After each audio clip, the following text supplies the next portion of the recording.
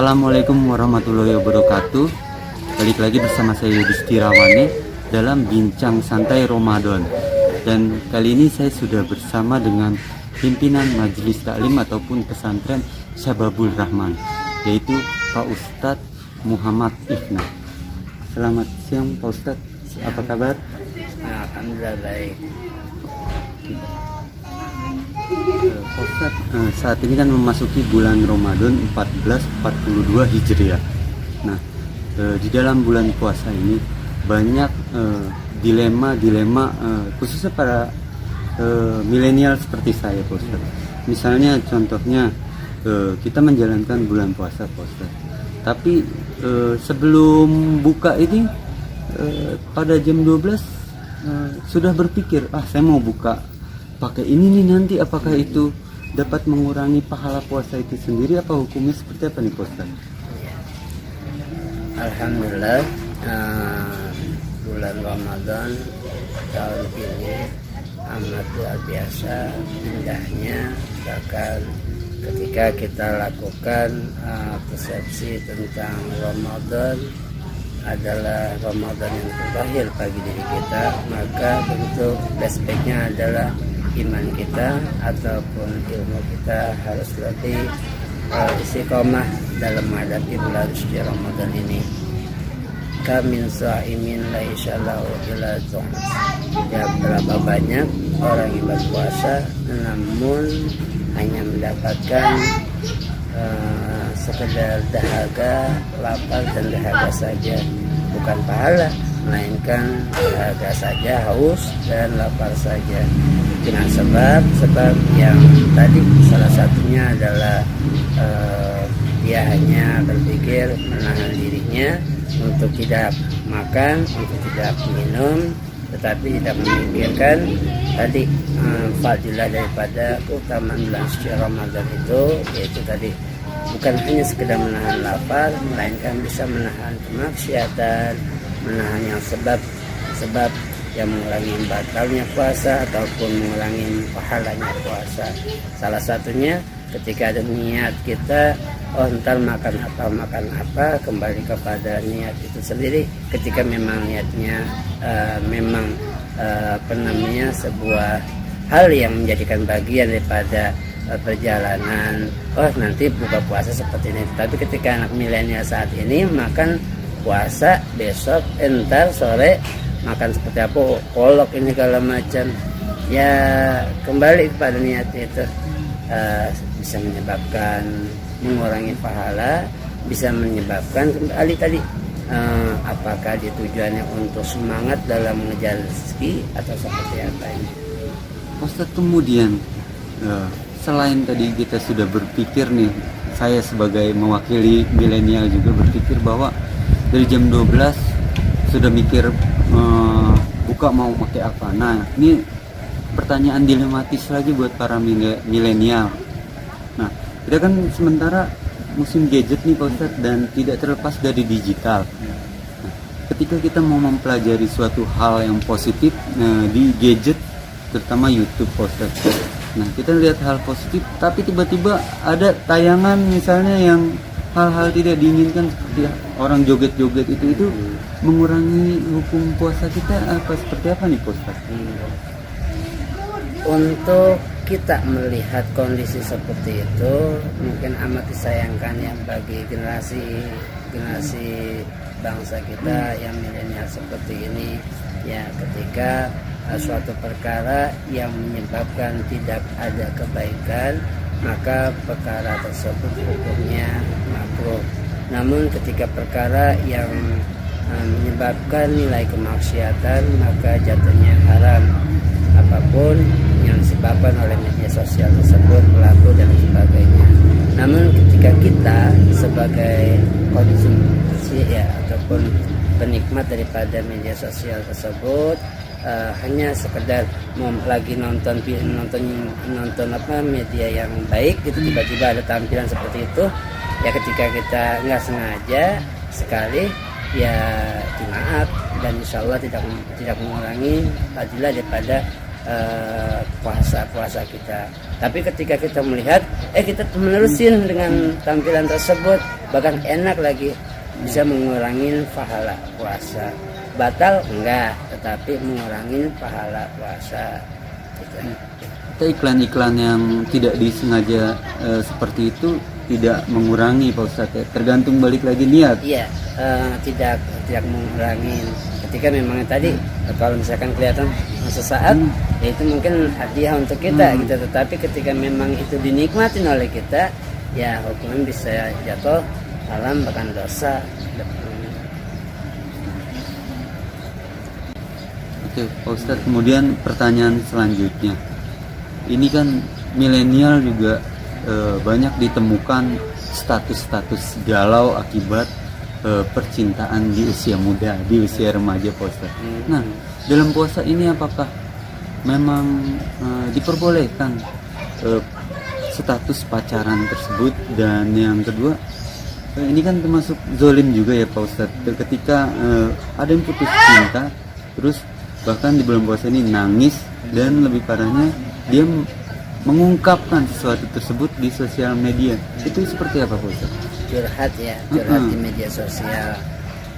Selagi curhatnya itu membawa unsur nilai kebaikan, ajakan kebaikan, ya seperti ini halnya bahasanya menulis artikel baik gitu ya, ajakan kebaikan, maka tentu itu diperbolehkan ya. Kita melihat dalam surah Al-Asr itu wal 'asr innal insana lafi khusr illa alladzina amanu wa 'amilus shalihat wa tawassaw bil haqq wa tawassaw bis sabr. Dan ini adalah sebuah nasihat dalam kebenaran, dalam kebaikan. Tetapi bagaimana kalau curhatnya itu curhat galau, curhat yang menyebabkan sebuah percintaan, ya artinya baiknya curhat yang seperti itu mah curhatnya kepada Allah aja, jangan ke media sosial. Justru akan diketahui oleh orang-orang yang melihatnya dengan curhatan tersebut. Ya, apakah pacaran boleh atau enggak? Ya artinya kalau pacaran diperbolehkan, minum khamar pun diperbolehkan berarti gitu. Ya jelas yang haram itu haram, yang halal itu halal. Artinya tidak diperkenankan untuk update di posting hal yang negatif, apalagi sedang galau ya Pak Ustadz. Iya, begitu betul, ya? betul. Pak Ustadz, terkait pendalaman lagi nih, karena kan ada juga pacaran ini tidak murni buat bersentuhan langsung, atau ini hanya sekedar buat memotivasi diri. Selama bulan puasa ini apakah disahkan atau tidak sih hal seperti itu, hanya buat motivasi gitu? Banyak pertanyaan itu ke saya, terutama memang di majelis ini memang banyak anak muda segala macam semuanya. Tetap kalau selagi bahasanya itu sifatnya pacaran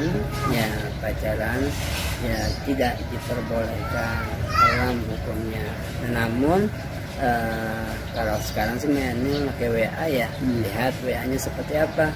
Ketika memang ajakan persahabatan sifatnya sahabat, ajakan tahajud dan sebagainya, ya mengajaknya baik mah nggak apa-apa.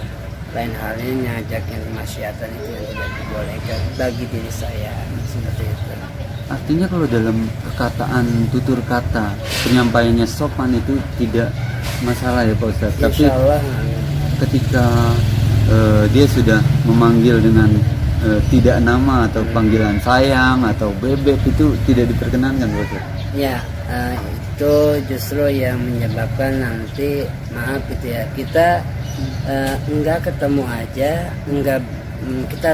kita pernah merasakan rasa kangen ya, kangen, nggak ada komunikasi apapun sifatnya, kita melihat wajah dan sebagainya, itu kangen itu menimbulkan cukup ada syahwat di diri kita. Gimana kalau ada komunikasi baik dengan WA ataupun lain sebagainya gitu. Nah ini khawatir menimbulkan efek ada unsur kemaksiatan yang tidak diperbolehkan gitu. Tetapi ketika sekedar apa kabar, sekedar menanyakan seperti itu saja, ya insya Allah diperbolehkan. Namun ketika misalkan nanya sampai udah menamblem apa abik segala macam semuanya udah ada nuansa rumah tangga, ya mending kawin beda. Mending kawin baik gitu. Itu yang tidak dibolehkan. Pak Ustadz, kemudian lanjut nih, tadi kan Pak Ustadz sudah merincikan bahwa memang pacaran itu haram lah, karena belum diperbolehkan. Karena itu sama saja seperti mengkonsumsi khamr itu dilarang.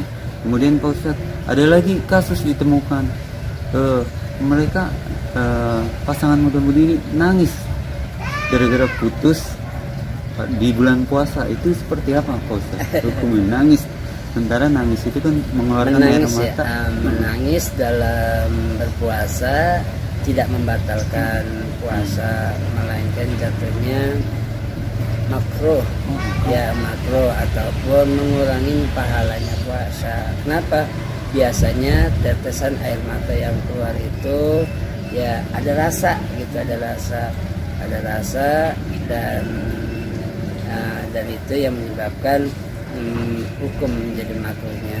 Dan apalagi air matanya jatuh ke mulut kita, ya mulut kita, lalu kita hirup itu ya, kita hirup, dan itu membatalkan pahala puasa, membatalkan puasanya, bukan pahala.